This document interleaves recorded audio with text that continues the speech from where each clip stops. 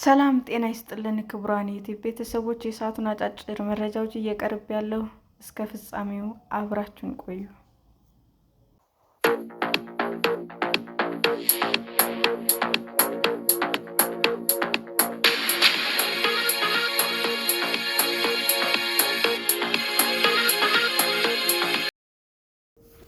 የትኛው የወር አበባ መጠበቂያ ምርት ይስማምዎታል?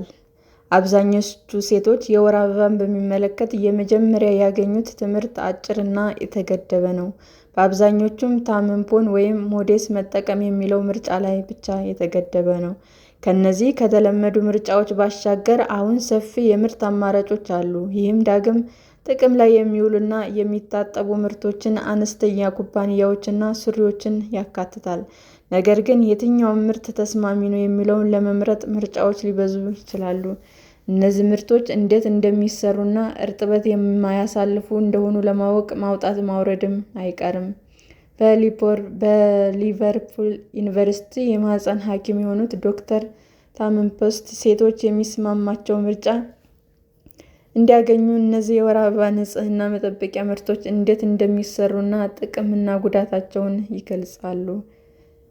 የወር አበባ ካምፕ የወር አበባ ካምፕ ኩባያዎች አነስተኛና ተጣጣፊ ሲሆኑ የሕክምና ቁሳቁሶች ከሚሰሩበት ሲሊኮን ምርት ይሰራሉ። ማህፀን ውስጥ ተጣጥፈው የሚገቡ ሲሆን የወር አበባን ከመምጠት ይልቅ የማጠራቀም ሥራ ይሰራሉ።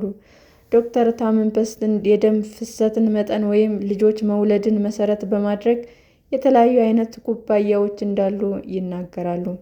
ኩባያዎቹ ሲጠቀሙ ንጽህናን መጠበቅ በጣም አስፈላጊ መሆኑን የሚገልጹት ሐኪሟ ኩባያዎቹ ወደ ማህፀን ከማስገባት በፊት እጅን መታጠብና ኩባያዎችን ከተጠቀሙ በኋላ ደግሞ ማጽዳት አለባቸው ይላሉ። ጥቅም አካባቢ በጣም ተስማሚ የወር አበባ ንጽህና መጠበቂያ ምርት ከታምፖን በ3 እጥፍ የወር አበባ መያዝ ይችላል። 12 ሰዓት ጥቅም ላይ መዋል ይችላል። ለዓመታት ጥቅም ላይ መዋል ይችላል። እስከ 10 ዓመት አገልግሎት መስጠት የሚችል ሲሆን አማካኙ የመጠቀሚያ ጊዜ ግን ከ2 እስከ 4 ዓመት ነው። ወጪውም ተመጣጣኝ። ጉዳት ወደ ማህፀን ለማስገባትና ለማስወጣት ልምምድ ይጠይቃል። የሚመች ኩባያ ለማግኘት ጊዜ ሊወስድ ይችላል። በተለይ በሕዝብ መጸዳጃ ቤቶች ለመቀየር ምቾት ሊነሳ ይችላል። በየወሩ እንደ ሕክምና ቁሳቁሶች ጀርም ለመግደል መጽዳት አለበት። አንድ ጊዜ ምርቱን ለመግዛት ከ20 እስከ 25 ፓውንድም ያስወጣል። የወር አበባ የውስጥ ሱሪ የወር አበባ የውስጥ ሱሪዎች እንደ ውስጥ ሱሪ ወይም ፓንት ተደርበው የሚጠለቁና የወር አበባን መምጠጥ እንዲችሉ ተደራራቢ ጨርቆች የተሰፉላቸው ናቸው። እንደ መደበኛ ሱሪዎች ታጥበው ከደረቁ በኋላ ዳግም ጥቅም ላይ የሚውሉ ናቸው። ሌሊት ወይም የወር አበባ ፈሳሽ ቀለል በሚልባቸው ቀናት በጣም የተለመዱ ናቸው። የወር አበባ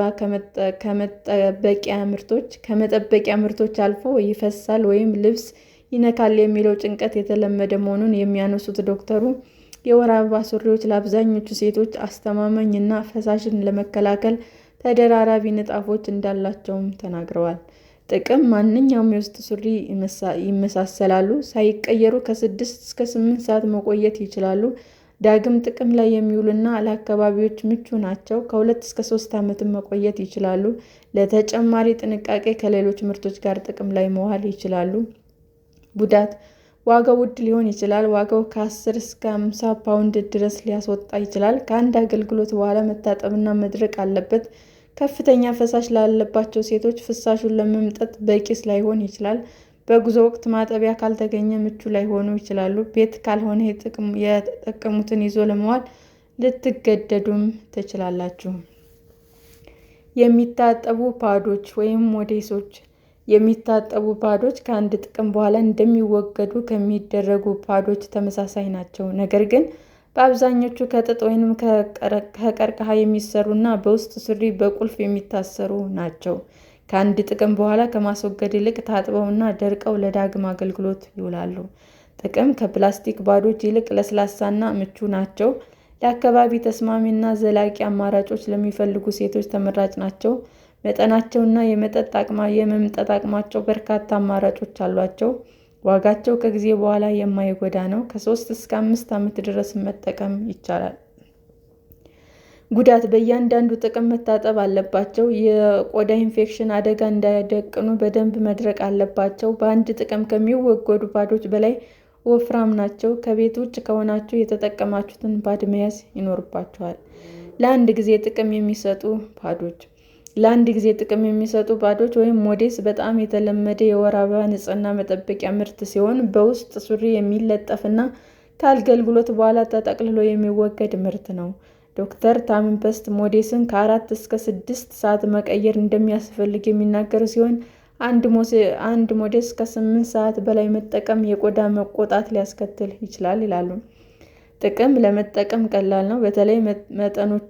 በተለያዩ መጠኖችም ይገኛል። ከስስ ሞዴሶች ጀምሮ በጣም ከባድ ፈሳሽ መሸከም እስከሚችሉ ሞዴሶች ገበያ ላይ ማግኘት ይቻላል። ለሌሊት ሽፋንም የተመቹ ናቸው። የወር አበባ ለጀመሩ ታዳጊዎችም የተሻለ ምቾት መስጠት ይችላሉ። ጉዳት ወፍራምና ተንሸራታች ሊሆኑ ይችላሉ። ዋናን ጨምሮ ለውሃ ስፖርታዊ እንቅስቃሴዎች ተስማሚ አይደሉም። አካባቢን ይጎዳሉ። አንድ እሽግ ሜደል ከ5 የፕላስቲክ ከረጢት ወይም ዘንቢል ጋር እንደሚስተካከል ዶክተሩ ይናገራሉ። ከጊዜ በኋላ ዳግም አገልግሎት ላይ ከሚውሉ ምርቶች አንጻር ውድ ይሆናሉ። ሴቶች በሕይወት ዘመናቸው ለወር አበባ ንጽህና መጠበቂያ ምርቶች 5,000 ፓውንድ ገደማ ያወጣሉ።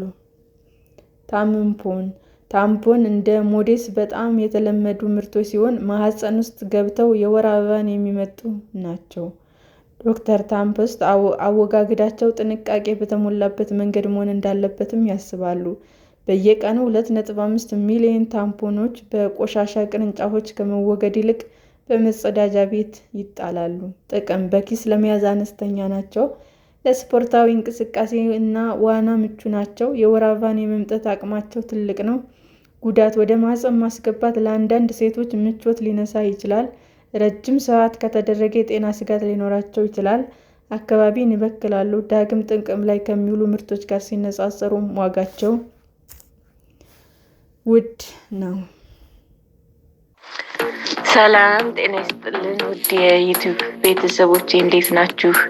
አዲስ ጀማሪ ነኝና ሰብስክራይብ ያደረጋችሁ አበረታቱኝ። አመሰግናለሁ።